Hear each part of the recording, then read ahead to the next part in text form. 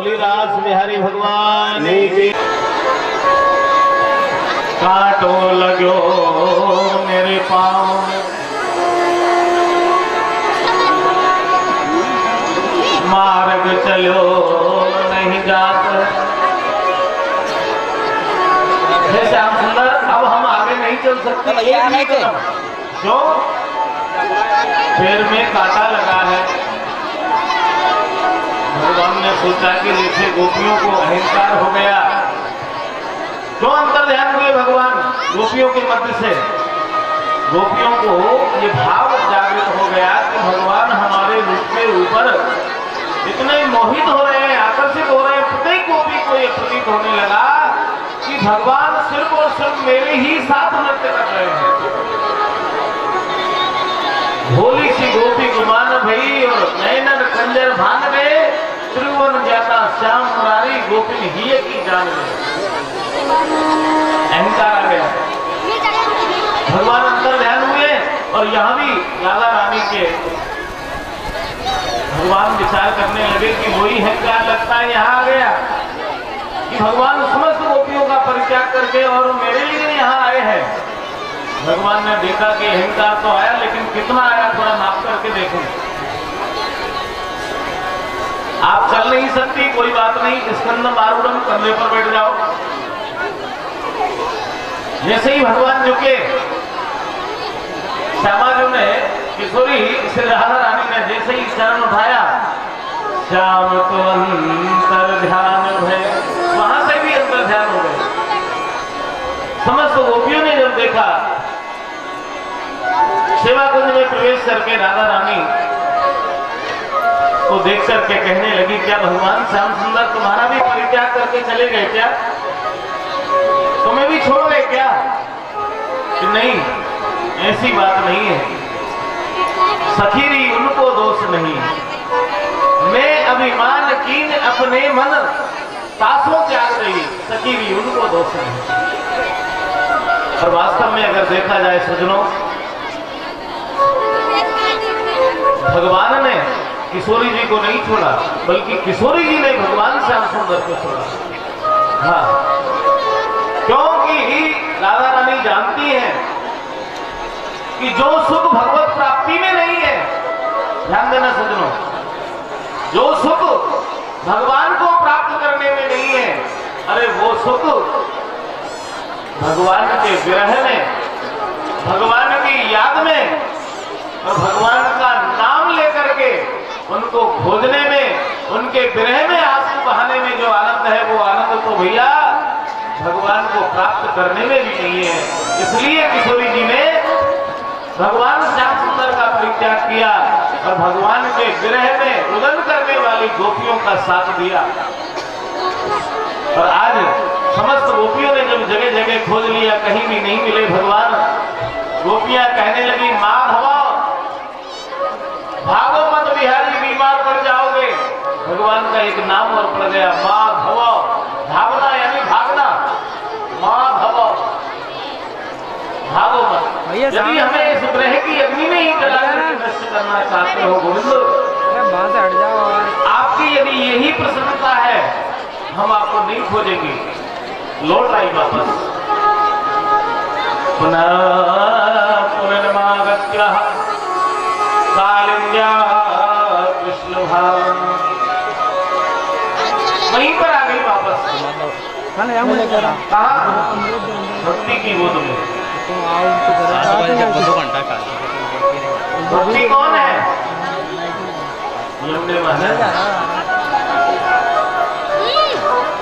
गोपियों ने खोजा, भगवान नहीं मिले, और वही गोपियां जगह जगह खोजती हुई जब भगवान नहीं मिले, कहां करके बैठी? भक्ति की गोद में आकर के बैठ गई। यमुना के तट पर पुनः पुनर्मागत्य कालिंद्या, कालिंदी के तट पर आकर के जब बैठी और विरह में एक गीत गाया,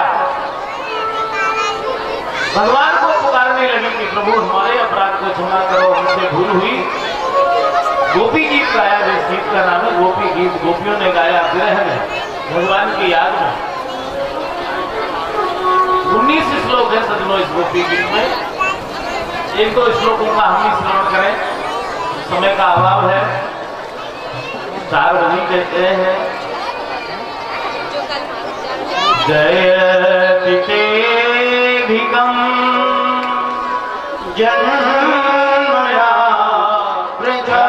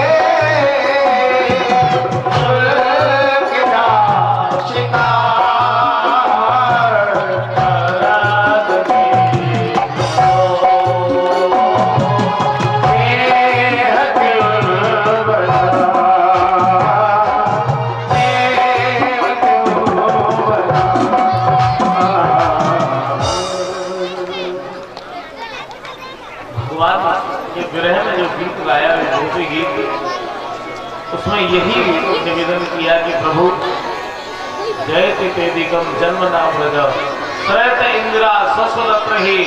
आपका जन्म लेने से इस व्रज की महिमा बढ़ गई है, व्रज के कण में लक्ष्मी बिखर गई है। हाँ, क्यों?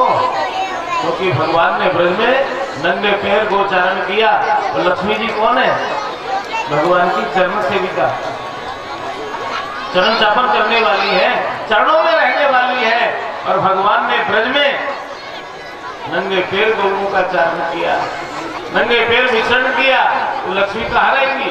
ब्रज के कण कण में व्याप्त होगी। सुनो, गोपी गीत बहुत गंभीर विषय है, उनसे कम 1-2 घंटे का भी समय हो तब भी गोपी गीत को समझा जाए। अब 2-4 मिनट में कैसे समझे, बस इतना ही समझ लीजिए। गोपियों ने यही निवेदन किया कि प्रभु यदि इस विरह की अग्नि में जला करके ही नष्ट करना था तो जब दावा न लगने लगी क्यों रक्षा की? हमारी मांग किया होता, उज्जल जाने दिया होता। क्यों कालिया नाग से रक्षा की? क्यों इंद्र के कोप से बचाया? क्यों जब भी इस व्रज के ऊपर संकट आया क्यों रक्षा की? क्या आज इस विरह की अग्नि में जलाने के लिए?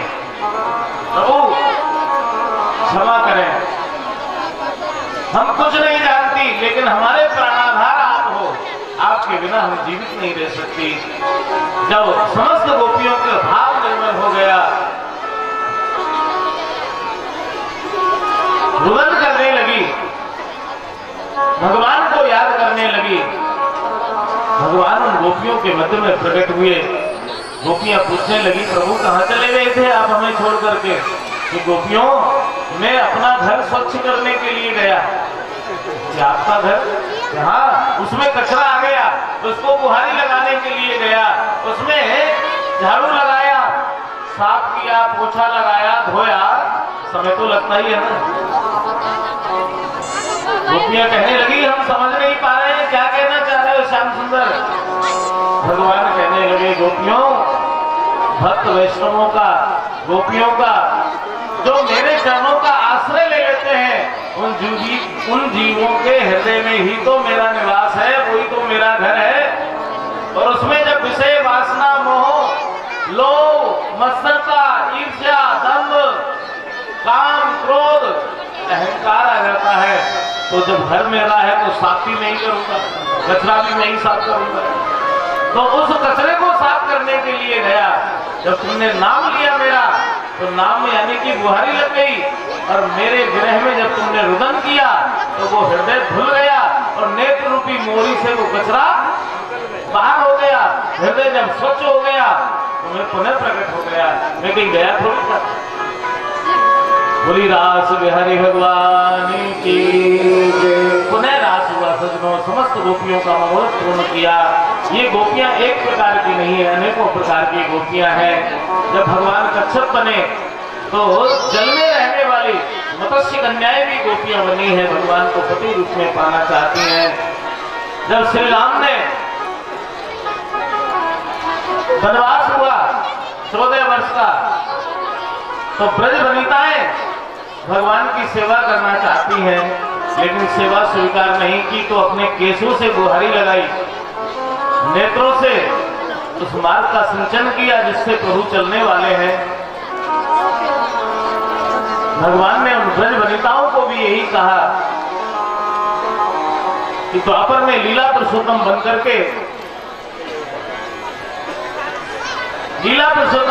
के तुम्हारा मनोरथ पूर्ण करूंगा, तुम्हारी सेवा को स्वीकार करूंगा।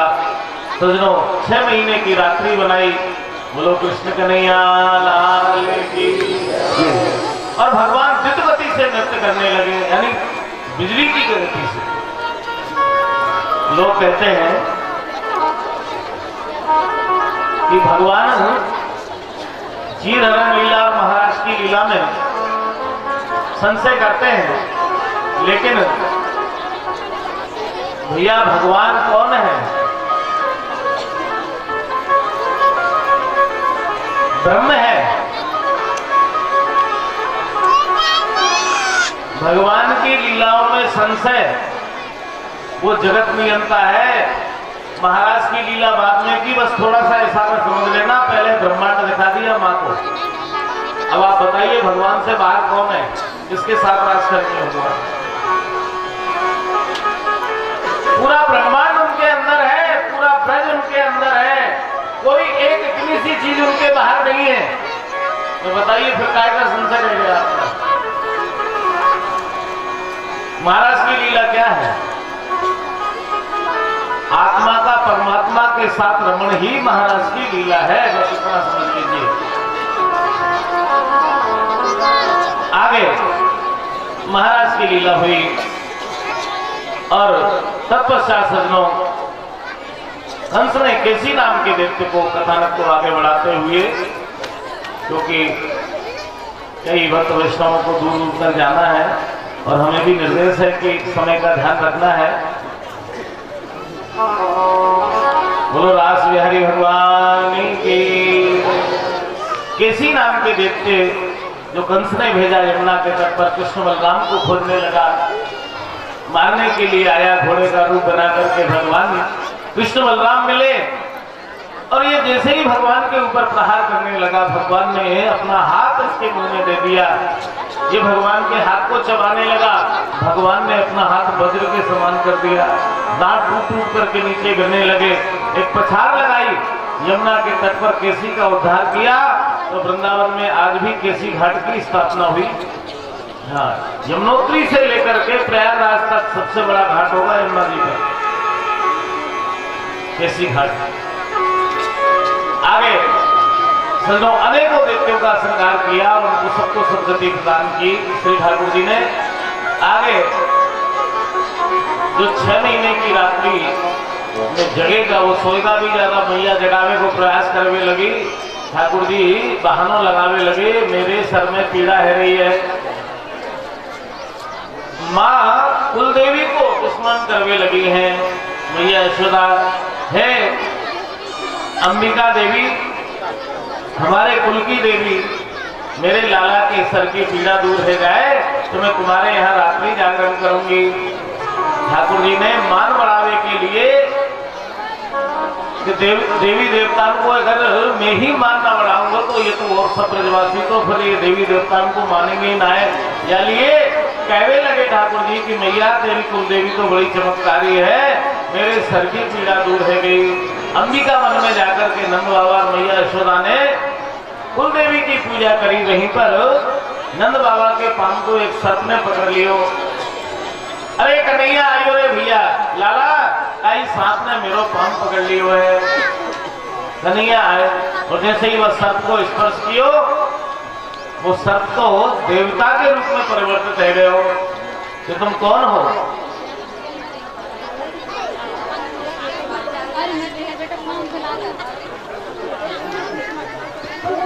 दो शब्द महेंद्र जी।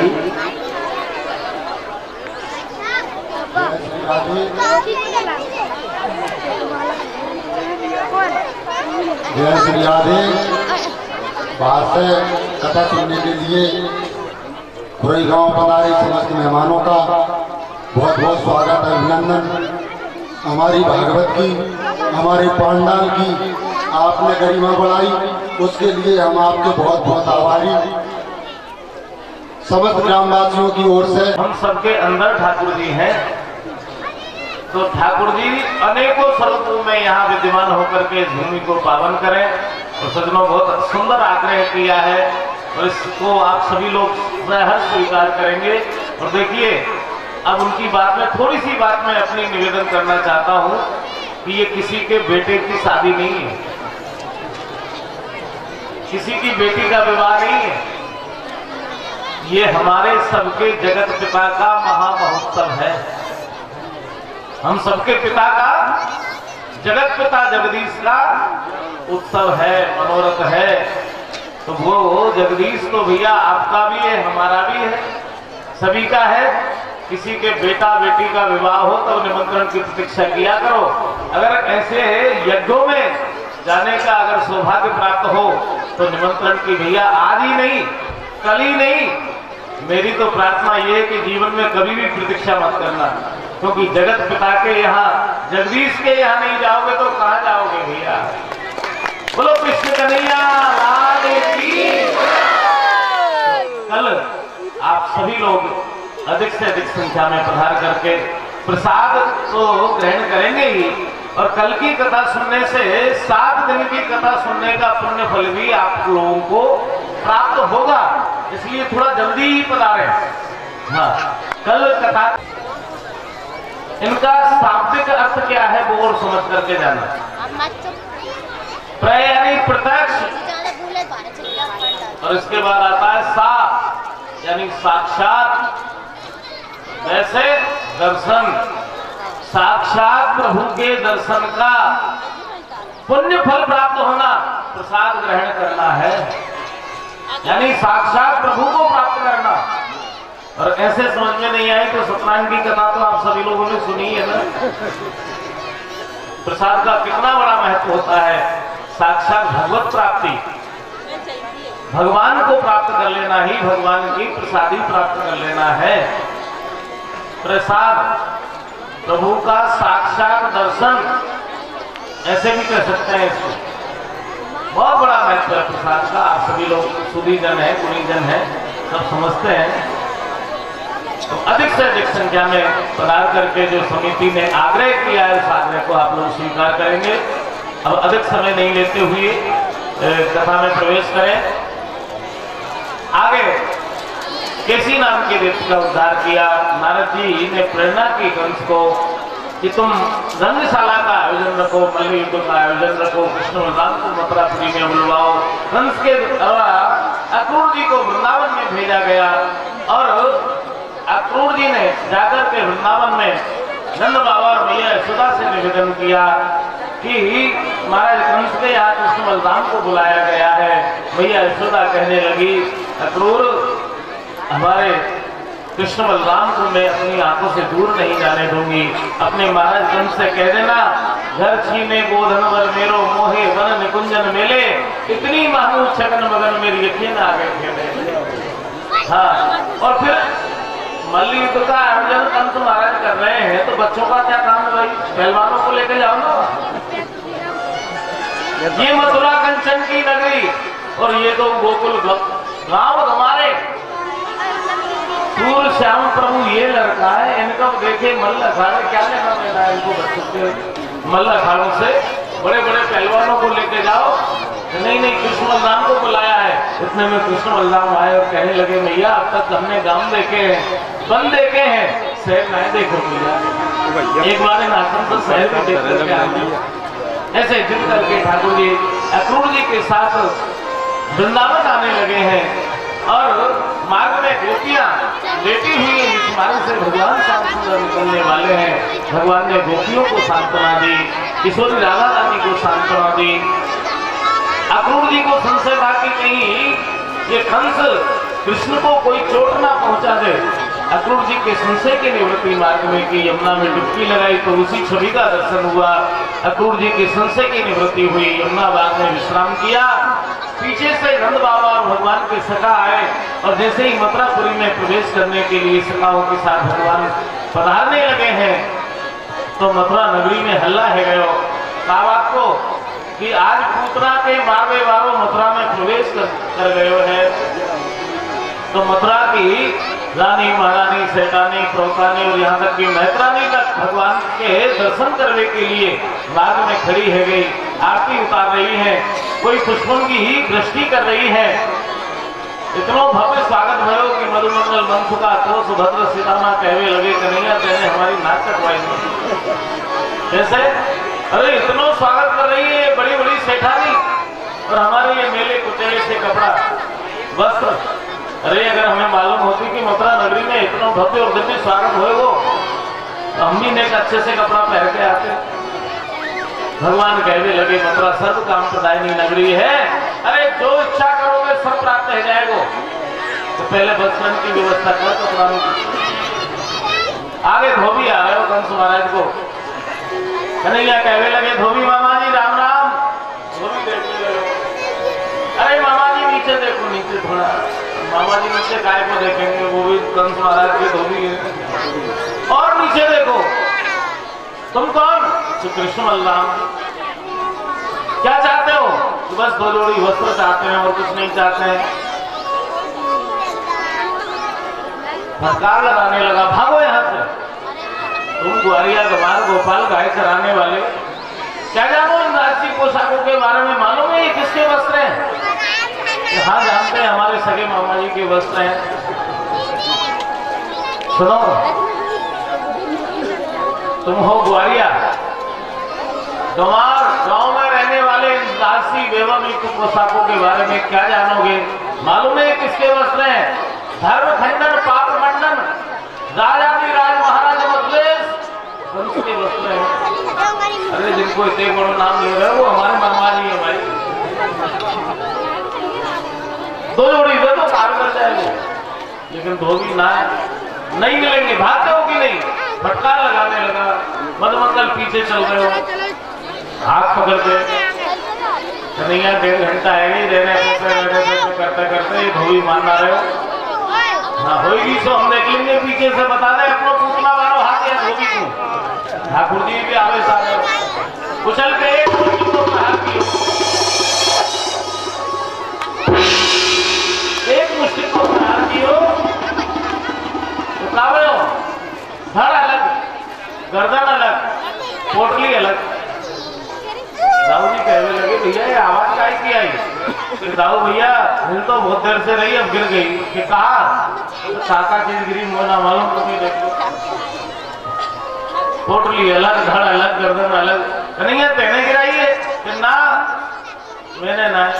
और ठाकुर जी वास्तव में सत्य कह रहे हैं भैया, राम किसी को मारे नहीं, ऐसे मोटे राम और अपने आप मर जाएंगे। हाँ की बात जो समझ गए आप अपनी चर्चा कर लेना। कर्म प्रदान विश्व रचराता जो जिस करें सो तत्फल। हाँ इसमें भगवान का दोष नहीं है। भगवान ने तो उस धोबी को भी सदगति प्रदान की कि ये दुष्ट के यहाँ कब तक भजन करेगा, जन्म जन्मांतर तक उद्धार नहीं होगा इसका। उस धोबी का भी उद्धार किया ठाकुर जी ने, उसको सदगति प्रदान की। उसकी पोटली में से वस्त्र खोले, छोटे छोटे सका बड़े बड़े वस्त्र पहन करके चलने लगे, बिना झाड़ू के ही रोड साफ घिसटने लगे ना वस्त्र। और पीछे के सका कहीं आगे वाले सका के वस्त्रन पे पांव रख दे तो आगे वालों गिर जाए, जिसने फूट गए। कहेंगे ऐसा तो बढ़िया हमारे पुराने वस्त्र ठीक है। ठाकुर जी को एक भक्त आयो राम नाम को दर्जी, माने अपने समस्त परिकर को बुला करके क्षण भर में ही समस्त सखाओं के वस्त्र नाप के बना दिए। अब तो तन तन करके चलने लगे सका, हम चौड़े और सड़क सकड़ी। यह स्थिति है गई। सिदामा नाम को एक माली मिले वाले पुष्पहार धारण करवाए, माला भी पहन गई। कन्हैया अब सुनो मातो चांडालन को सो अच्छो ना लग रहा है, उन्हें चंदा मंदन और लग जाता माथे में तो बातें कुछ रह जाती। मथुरा सर्व काम प्रदायिनी नगरी है। एक खूब जा जाको घुसो भयो चंदन कंस को अतिशय प्रिय हो। जाने लगी, भगवान ने मधुर वाणी में कहा, सुंदरी ने कुरे में आओ। इतनी मधुर वाणी सुनी, पहली बार खिंची चली आई, भगवान के चरणों का दर्शन किया, समझ गई कि ये वही ब्रह्म है जिनका इन चरणों का मैं जन्म जन्मांतर से चिंतन कर रही हूँ। बार बार प्रयास कर रही है भगवान के मुखारविंद का दर्शन करने का, लेकिन त्रिविक्रमा होने के कारण दर्शन नहीं कर पाई।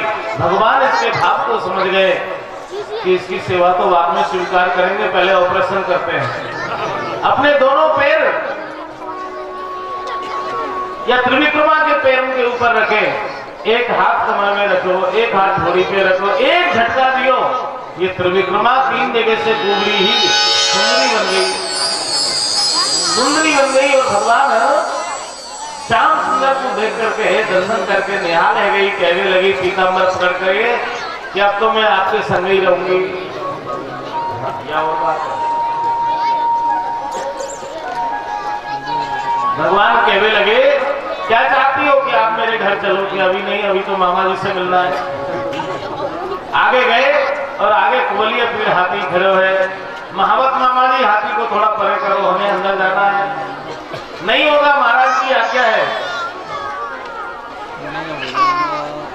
नहीं होगा, महाराज की आज्ञा है, ये कुवलिया पीड़ हाथी यहीं पर रहेगा। अरे महावत मामा जी, थोड़ा सा अलग कर लो, हम निकल जाए, जिसके बाद वापस इस कुवलिया पीड़ को यहीं रख लेना। नहीं, दाऊ दादा कहने लगे, कोई बात नहीं कन्हैया, आज तक नंद बाबा की गैयान के बजनान के संग खेले हैं, आज मामा जी की भैंस को पटाई ठीक है। इतना बोला तुम घोड़ी या पीड़ हाथी, दाऊ दादा को क्या दिख रहा है? भैंस का बड़ा। आज तक नंद बाबा की गैयान के बचनान के संग खेले, आज मामा जी की भैंस को पटाई ठीक है। ऐसा चक्कर रखने किया, गिरा हमारा, और बाकी भी प्राण ज्योति भगवान के चरणों में विलीन हुई, सदगति प्रदान करी। तत्पश्चात सजनों, हाथी ही दांत, जो दो दांत है खाए, एक एक दांत दोनों भाई ने खींच लिए। हाथी दांत के सोटा लेके नंद के ढोटा गम्यशाला में प्रवेश करने लगे हैं। कन्हैया कहने लगे, दाऊ भैया, यह धनुष को खंडन कर दो। कन्हैया, धनुष तोड़वे को ठेका दे रो। त्रेता में मैंने कितनी कही, याद कर कन्हैया, उछल उछल करके गई जनक जी की सभा में, ये धनुष तो का पूरे ब्रह्मांड को कच्चे घड़े की तरह फूट डालूंगा, लेकिन एक भी बार देने और गुरुजी ने इशारा तक ना करो कि तोड़ दो। कहा गई, चुपचाप बैठ जाओ, ज्यादा उछल कूद नहीं। और खुद उठ करके जाकर के धनुष तोड़ दिए, क्योंकि वहां ब्याह है जाते। अब ये फ्री के धनुष में हम तक तोड़वा रहे हैं, धनुष अब तू तोड़। त्रेता में भी तेरे तोड़ो, द्वापर में भी तू ही तोड़। धनुष को खंडन कियो, धनुष टूटा, कंस समझ गया कि ये मेरा काल है। जैसे ही रंगशाला में प्रवेश कियो, जाती रही भावना जैसी, प्रभु मूरत देखी चिंतैसी। बड़े बड़े पहलवानों को भगवान पहलवान दिखाई दे रहे हैं, वीरों को वीरों के भी वीर दिखाई दे रहे हैं, योगियों को योग योगेश्वर दिखाई दे रहे हैं, भक्तों को भगवान दिखाई दे रहे हैं, और कंस को साक्षात काल दिखाई दे रहे हैं। जाती रही भावना जैसी। और मथुरा की जो ममता में माताएं थी, उनको वात्सल्य भाव से अपने निज पुत्र की तरह दिखाई दे रहे हैं। कृष्ण बलराम के लिए कहा, युद्ध करो चाणूर और मुष्टिक से। चाणूर और मुष्टिक कहने लगे, आओ कृष्ण बलराम हमसे युद्ध करो। सब जनता कहने लगी जो भगवान के भक्त थे कि देखो नेक नेक शिष्य बालक, और ये कितने पहाड़ जैसे पहलवान। अरे युद्ध होता है बराबर बालों में, ये जरा जरा से बालक और ये पहाड़ जैसे पहलवान कैसे युद्ध, एक ऐसा युद्ध। कृष्ण बलराम कहने लगे, दोनों आपस में दोनों भाई वार्ता करने लगे हैं। दादा भैया, अच्छा दाऊ दादा तो मल्ल युद्ध के वैसे ही होता है, प्रिय है। हाँ दाऊ भैया तो कुश्ती के तो बहुत पहलवान है। दाऊ जी तो बड़ी प्रसन्नता है कि चारों मुश्किल को देख करके अकेले देख लूंगा। और कन्हैया कहने लगे दाऊ भैया कोई बात नहीं, हार के भी जीत है हमारी, हार गए तब भी जीत है। कम से कम लोग ये तो कहेंगे देखो बच्चान की हिम्मत, बाहर से हट गए। घबरानो ना है, अरे कन्हैया काय को घबरानो, दोनों को मैं देख लूंगा अकेलो, तू शांति से बैठ, ना एक को मोह दे दो। चाणूर के संग कन्हैया ने युद्ध किया है, मुस्लिम के संग दाऊ दादा ने युद्ध किया है। चाणूर को उद्धार ठाकुरी ने किया, ठाकुर पर गति प्रदान की, और मुस्लिम के संग दाऊ दादा युद्ध कर रहे हैं, मल्ल युद्ध। कभी कोई सो दाव लगावे, कभी कोई सो दाव लगावे। कन्हैया कहने लगे दादा भैया ज्यादा दाव लगावे की जरूरत ना है, एक ही दाव लगाओ। कौन सो? धोबी बचा, एक ही दाव लगाया दाऊ दादा ने, धोबी बचा, मुश्किल को उद्धार कर दियो। मुश्किल को उद्धार करो जब कंस कहने लगो सल तो सल। जी महाराज बताओ अपना बल। सल को आधो बल तो वहीं खत्म है गया जब चावल मुश्किल मर गए। कंस कह रहा है कि आज ही के लिए मैंने तुम्हें बादाम पिस्ता काजू खिलाए हैं, दूध पिलाया है, रबड़ी खिलाई है, दिखाओ अपना बल। सल तो सल, दिखाओ अपना बल। इधर कृष्ण बलराम कह रहे हैं आते हो कि नहीं, और कंस कह रहा है कि जाते हो कि नहीं। और इतने बड़े पहलवान है सल तो सल कि वो कंस की तरफ देख करके कह रहे हैं महाराज जा तो रहे हैं, समझूं तो दो। कृष्ण बलराम कह रहे हैं आते हो कि नहीं। अरे महाराज थोड़ा रुको, आ रहे हैं। बड़े बड़े पहलवानों की ये स्थिति हो गई कि बिना लड़े ही परास्त हार स्वीकार कर ली उन्होंने। सल तो सल का उद्धार किया। इतने में कंस कहने लगा सभी एक साथ आक्रमण करो, कृष्ण बलराम को मारो। दाऊ दादा कहने लगे ऊपर मचान पे हल्ला कौन मचा रहे हो? यही तो है दादा भैया हमारे सगे मामा जी। जी का पागल है, पागल ना भाई, बीमारी बढ़ गई है।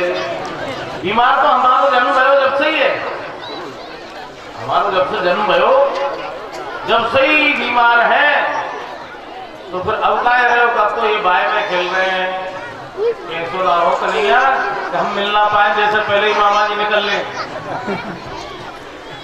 नीचे की व्यवस्था दाऊ भैया तुम करो, ऊपर मैं जाकर के मामा जी से वार्ता करके आऊं। ठाकुर जी ने हथेली की एक पृथ्वी पे हथेली टेकी, छलांग लगाई, ऊंची मचान पर कंस के पास पहुंच गए, केसों को पकड़ करके झकझोर दिया। कंस कहने लगा छोड़, पीड़ा हो रही है। कि मामा जी पीड़ा ही तो देने के लिए आया हूं। याद करो आज से 12 वर्ष पुराना इतिहास कि 11.5 वर्ष पहले मेरी माँ देवकी के भी आपने केस पकड़े थे, उसको भी पीड़ा हुई होगी। जाके पगना फटी विवाही वह का जाने पीर पराई। अब याद आ रहा है ना, जो जैसा करता है उसको वैसा फल भोगना ही पड़ता है, चाहे समय कितना ही लग जाए। भगवान ने आभास करा दिया। कंस कहने लगा लाओ मेरा धनुष, लाओ मेरा कृपाण, लाओ मेरी तलवार, लाओ मेरी गदा। सब मंत्री भागते हैं महाराज, सब तुम्हारे आसपास खड़े हैं, जो मर्जी आए वो उठाओ, और ज्यादा करो तो इस महीने की तनख्वाह मत देना, और ज्यादा करो तो नौकरी पे मत रखना, जान बची तो कहीं भी कमा खाएंगे। ये सब उठाओ आपके पास रखे हैं। कंस ने कहा कि कहाँ जा रहे हो? कि महाराज जिंदे रहे तो वापस आ जाएंगे, लेकिन अभी हमें जिंदा रहना है, वापस जा रहे हैं। सब भागे इसको छोड़ के। जब मौत आती है ना कोई साथ नहीं देता, अकेले ही कर्म को भोगना पड़ता है। ये समझ लेना यार, जो जैसा जीव करता है उसको अकेले को ही भोगना पड़ता है। कि परिवार, भाई, बंधु, रिश्तेदार, नातेदार, सेवक, नौकर, मंत्री कोई साथ नहीं देगा, अकेला रहेगा। कंस चिल्लाता रहा और भगवान ने 6 बार पछाड़ करके इसको आभास किया कि मेरे 6 भाइयों को पछाड़ने से उनको कितनी पीड़ा हुई होगी। प्राण नहीं निकलने दिया, क्योंकि पता भी तो चलना चाहिए पछाड़ने से कितनी पीड़ा होती है। फिर भगवान ने एक धोबी पछाड़ लगा करके कंस का उद्धार किया और उसकी भी प्राण ज्योति निकली और भगवान के चरणों में विलीन हुई। और अब तो पूरी मथुरा नगरी में कृष्ण बलराम की जय जयकार होने लगी है। बोलो कृष्ण बलराम की जय। हाँ, मर गया। पीछे वाले भक्त वैष्णवों से निवेदन है कि कंस का उद्धार कर दिया ठाकुर जी ने, वो समझ नहीं पाए अभी, कहीं जिंदा ही हो। तो सभी जय जयकार करेंगे।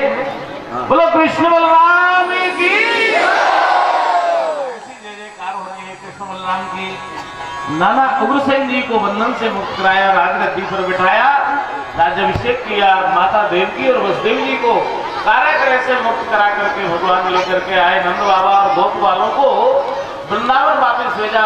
माँ देवकी कहने लगी, बेटा जीवन में धन है, दौलत है, समृद्धि है, सब कुछ है, और ज्ञान नहीं है तो सब व्यर्थ है। इसलिए ज्ञानार्जन करने के लिए गुरु की शरण में जाओ। अवंतिकापुरी भगवान कृष्ण पधारे सांदीपनी ऋषि के आश्रम में रह करके और अल्प समय में ही समस्त ज्ञानार्जन करके विधि का भी विधान बदल दिया। गुरु जी से कहा, गुरुदेव दक्षिणा मांग लीजिए, जो इच्छा हो सो, कि तेरे जैसा शिष्य मिल गया कृष्ण, इससे बड़ी और क्या गुरु दक्षिणा हो सकती है। गुरु माँ से निवेदन किया, गुरु माँ आपकी कोई इच्छा हो तो बताइए कि बेटा कृष्ण तेरे ही जैसा मेरे भी एक पुत्र था, लेकिन वो असमय ही मृत्यु को प्राप्त हो गया। अगर देना ही चाहते हो तो मुझे मेरा मरा हुआ पुत्र लौटा करके दो। भगवान ने विधि का विधान बदल दिया। यमलोक से मरे हुए गुरु पुत्र को लाकर के गुरु माँ की झोली में गुरु दक्षिणा के रूप में भेंट किया। उसी गुरुकुल में सुदामा नाम के विप्र से मित्रता हुई भगवान की। लौट करके आज मथुरा में पधारे हैं भगवान, और आज वृंदावन की याद आ रही है भगवान को। उद्धव जी जो भगवान के सखा हैं, बृहस्पति जी के शिष्य हैं, ज्ञानियों में सर्वोत्तम है, उद्धवो बुद्धि सत्तम, लेकिन प्रेम और भाव और भक्ति नहीं है। इसलिए उद्धव जी को प्रेम की पाठशाला में पढ़ने के लिए वृंदावन भेजा। कहा भगवान ने उदो से वृंदावन चले जाना, बाकी गोपियों को ज्ञान का कुछ तत्व समझाना। विरह की वेदना में बेसदा बेचैन रहती है, तड़प कर आह भर कर और रो रो कर यूं कहती है, हे प्रेम जगत में सार और कोई सार नहीं। चले मथुरा से जब कुछ दूर वृंदावन निकट आया, वहीं से प्रेम ने अपना अनोखा रंग दिखाया। उलझ कर वस्त्र में कांटे लगे ऊधो समझाने, तुम्हारा ज्ञान पर्दा फाड़ देंगे प्रेम दीवाने। क्यों? क्योंकि है प्रेम जगत में सार और कोई सार नहीं। गरज पहुंचे जहां पर जिस जगह था गोपियों का मंडल, वहां थी शांत पृथ्वी व्योम धीमी, वायु धीमी व्योम था निर्मल। सहस्रों गोपियों के मध्य थी श्री राधिका रानी, और सभी के मुख से रह रह कर निकलती थी यही वाणी, क्या कि है प्रेम जगत में सार और कुछ सार नहीं।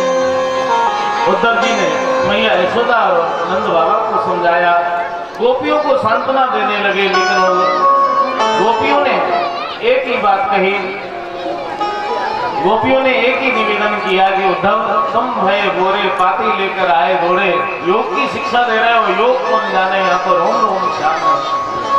कृष्ण तन कृष्ण मन, कृष्ण ही हमारो धन, आटो याम उदो हमें कृष्ण ही तो काम है। लॉक कर दो एक मिनट। अरे उद्धव तुम क्या जान रहे हो कि हम भगवान श्याम सुंदर से दूर है, हमारे रोम रोम में श्याम सुंदर समाये हुए हैं। जिसको तुम निरंजन कह रहे हो उसकी आंखों में लाखों बार अंजन लगाया है।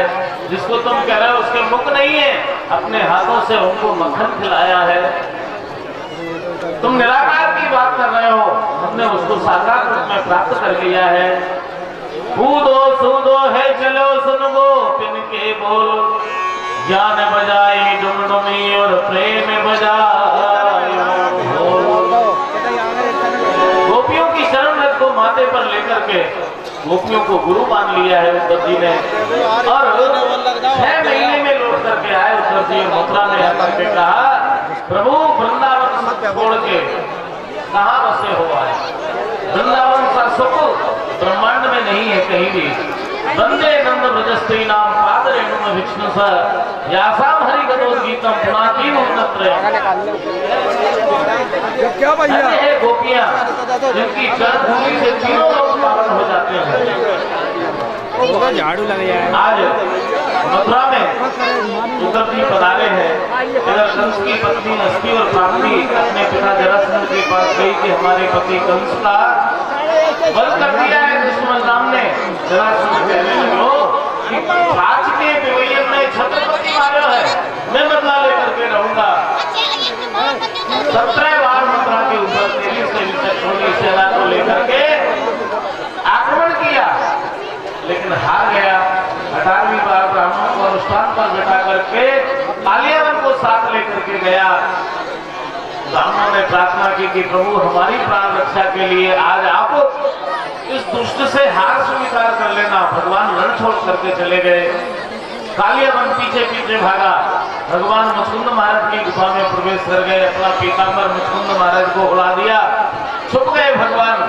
कालियावन गया, छलिया छल करके सो रहा है कि सोते हुए को नहीं मारेगा, लेकिन मैं तुझे नहीं छोड़ूंगा। लाख का प्रहार किया, मुचकुंद महाराज जागे और उनकी दृष्टि से ज्वाला निकली, उससे कालियावन जल करके भस्म हो गया। भगवान ने मुचकुंद महाराज को दर्शन दिया। दर्शन पर्वत पर चढ़ करके आज भगवान ने एक छलांग लगाई और भारत के पश्चिम में समुद्र के अंदर विश्वकर्मा के द्वारा सुंदरपुरी का निर्माण करवाया और योग माया के द्वारा उस पुरी में योग माया से कहा सोते हुए मथुरा वासियों को लाकर इस पुरी में प्रवेश कराओ। जी प्रभु, योग माया गई, सोते हुए मथुरा वासियों को सोते सोते ही मथुरा से द्वारका में प्रवेश करवा दिया और पुरी में प्रवेश करा दिया। प्रातः कालों पे तो किसी का द्वार पूर्व में था तो पश्चिम में हो गया, उत्तर में था तो दक्षिण में हो गया। द्वारका है सब चिल्लाने लगे, क्योंकि सोते कहीं जग कहीं रहे। तो उस पुरी का नाम ही द्वारकापुरी हो गया और उसके राजा भगवान द्वारकाधीश कृष्ण हो गए। बोली द्वारकाधीश भगवान की जय। द्वारकाधीश वहाँ राजा हुए। रेवत महाराज की कन्या रेवती जी के साथ दाऊ दादा का विवाह संपन्न हुआ। बोलो दाऊ दादा की जय, रेवती रमण भगवान की जय। आगे कुंडलपुर के महाराज विस्मत महाराज के यहाँ देवी नारद जी का आगमन हुआ और भगवान श्री कृष्ण के जन्म से लेकर के द्वारकापुरी वसाई तक की समस्त कथाओं का देवऋषि नारद जी के द्वारा विष्णु महाराज ने श्रवण किया।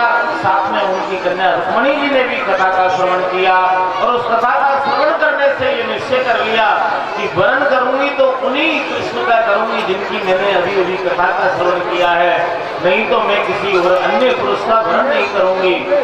कथा सुनने से ही रुक्मणी जी को द्वारकाधीश मिले। पिता से कहा कि पिताजी मैं द्वारकाधीश को पति रूप में पाना चाहती हूँ। तो बेटी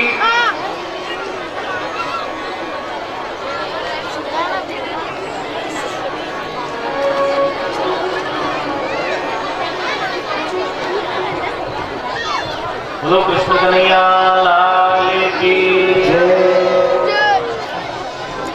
आगे रुक्मणी जी ने कहा कि पिताजी मैं द्वारकाधीश का वर्णन करना चाहती हूँ कि बेटी तुम्हारे भाई से बात करना पड़ेगा, रुक्मी से, क्योंकि घर में अब मेरी चलती नहीं है। दुष्ट पुत्र जब हो जाता है सज्जनों ध्यान देना, तो पिता को भी मौन होना पड़ता है। जैसे कंस के सामने महाराज उग्रसेन हो गए थे। वार्ता की रुक्मी से कहा, भीष्मक महाराज ने रुक्मी से कहा कि बेटा तेरी बहन रुक्मणी का विवाह यदि द्वारका वाले कृष्ण से कर दिया जाए तो कैसा रहेगा? अच्छा, दुष्टों को भगवान कभी प्रिय नहीं लगते, अच्छे नहीं लगते, ना उनका नाम अच्छा लगता। ये क्या कहने लगा रुक्मी कि पागल हो गए हो पिताजी?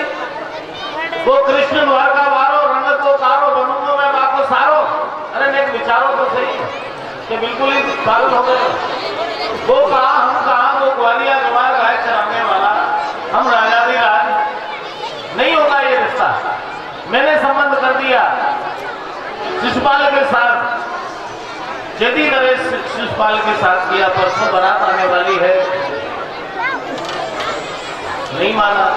और सजनों, रुक्मणी जी ने पिताजी से प्रार्थना की, क्या हुआ, भैया से बात हो गई क्या?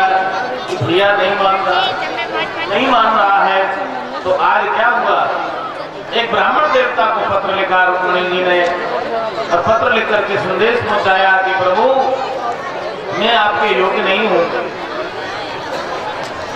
लेकिन मुझे अभागिन को भी आप द्वारका की महारानी बनने का सौभाग्य प्रदान करें। द्वारका की तो पत्र लिखा, और पत्र में एक ही बात लिखी कि अनाथों के नाथ द्वारका के नाथ। और वो ब्राह्मण देवता ने पत्र द्वारकाधीश भगवान श्री कृष्ण को थमाया, पहुंचाया, और भगवान दाऊद से कहने लगे रथ को निकालो, हमें कुंडलपुर चलना है। जैसे ही चलने लगे हैं, दाऊद दादा आगे, कहां जा रहे हो कन्हैया? कि कुंडलपुर। पत्र थमा दिया। अरे कन्हैया भैया लाला, तू बड़ो है गए हो, बिहार हो के गए हो है, या बात को तो मुझे नहीं थी, खबर ना चली कि तेरो भी ब्याह हो है। चलो बढ़िया है, अच्छी बात है, तेरे लिए भी पत्र आ गए, तू चल, वहां दुष्ट राजा मिलेंगे, पीछे से मैं आ रहे हो। भगवान ने रथ को चलाया। इधर रुक्मी ने सारा चाक चौबंद प्रबंध किया, शिशुपाल बरात लेकर के आ गया। रुक्मणी जी अंबिका पूजन करने के लिए जा रही है। अनेकों सैनिक है, मंदिर में गौरी का पूजन किया। गौरी ने वरदान दिया, आशीर्वाद दिया कि जो तुम वर चाहती हो वो तुम्हें प्राप्त होगा। जैसे ही रुक्मणी जी मंदिर से उतर करके नीचे आई, उत्तर दिशा से रथ आया भगवान द्वारकाधीश का। रुक्मणी जी ने हाथ ऊंचे कर दिए। भगवान समझ गए कि इसी कन्या ने मुझे पत्र लिखा है। क्यों? क्योंकि जब तक जीव समर्पण नहीं करेगा, भगवान उस जीव को कैसे अपनाएंगे, इसका ये भाव हुआ। दूसरा भाव ये भी हुआ कि रुक्मणी जी के हाथ में कंकण बंधा हुआ है, तभी समझ पाए भगवान की इसी कन्या ने पत्र लिखा। रुक्मणी जी को रथ में बिठाया, भगवान रथ को लेकर के चले गए। हल्ला है गए, ले गए, फोन ले गए, कहा ले गए। अरे जिसकी सुरक्षा में हम खड़े थे उसको ही ले गया। एक और वो द्वारका वालों कृष्ण ले गए। रुक्मणी कहने लगा, अरे कृष्ण, जैसे यज्ञ की हवि को कौआ चुरा करके ले जाता है, वैसे तुम मेरी बहन को चुरा करके ले जा रहे हो। तो मुझसे युद्ध करो। और इसने प्रतिज्ञा की, यदि मैंने कृष्ण का वध नहीं किया तो लौट करके कुंडलपुर नहीं आऊंगा। भगवान के रथ के पीछे रथ को लगा दिया, और भगवान ने कुछ दूर जाकर के अपना रथ रोका। भगवान के ऊपर जब प्रहार करने लगा तो भगवान ने इसी का खड़क छुड़ा करके आधी दाढ़ी, आधी मूंछ, आधे बाल संवार करके रथ के पीछे बांध दिया। उधर से दाऊ जी आ रहे हैं। कन्हैया रुक्मणी जी कौन के संग ब्याही गई है? अब कोई के संग ब्याही गई हो तो बताए, वहां तो भगाई गई है। और जैसे ही कहा किसके संग ब्याही, इशारा किया, रुक्मणी जी को नहीं दिखी। और पीछे वो भाई साहब बैठे हैं जो घुसते हुए आ रहे हैं उसके पीछे। ये कौन है? ये इनके भाई साहब हैं। इनके भाई साहब है। अरे कन्हैया ये तो हमारे शादी है, समझी है, यही सगे में। और जैसे ही उठाया, अब उठे नहीं रुक्मी शर्म के मारे। क्यों? आधी दाढ़ी आधी मूंछ और ये हाल। अरे उठो उठो उठो, उठाने का प्रयास किया लेकिन उठे नहीं। लेकिन दाऊ जी को बला दिक्कत बलम विदु, बल में अधिक है।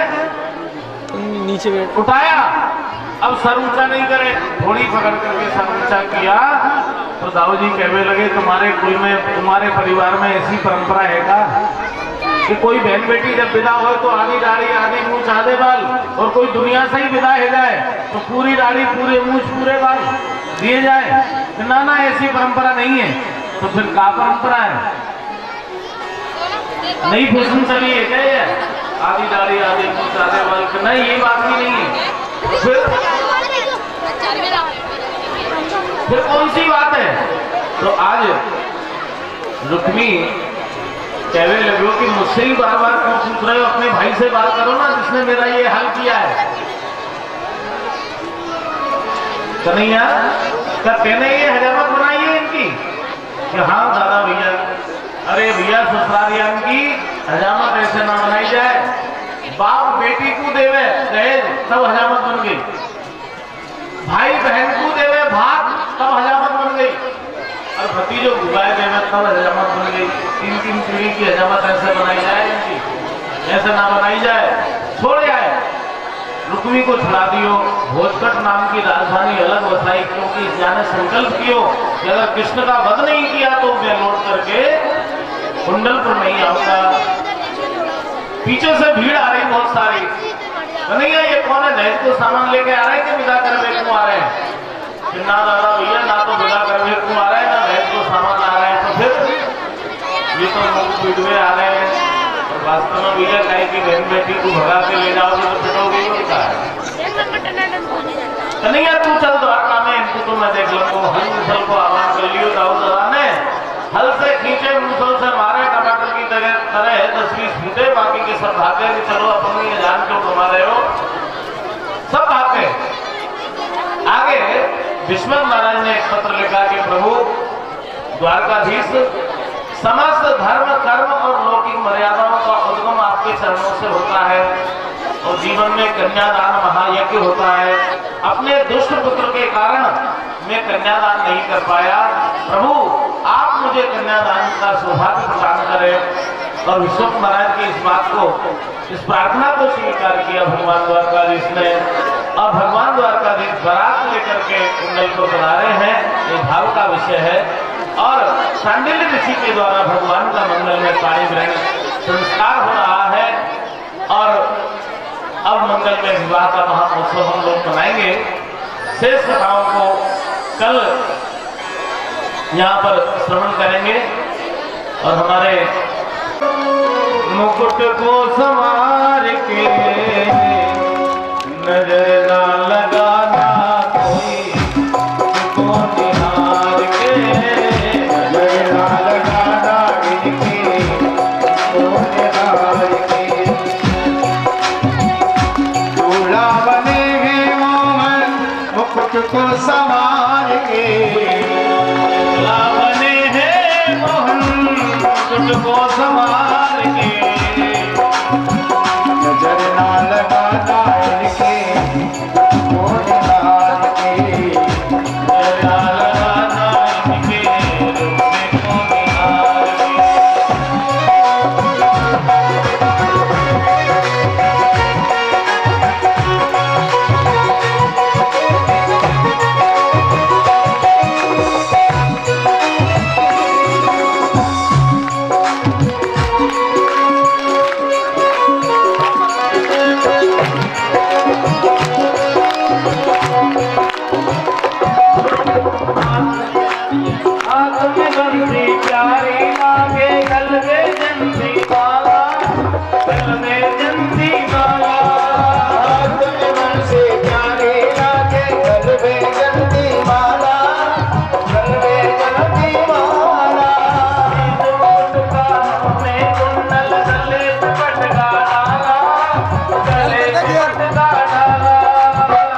मुकुट के था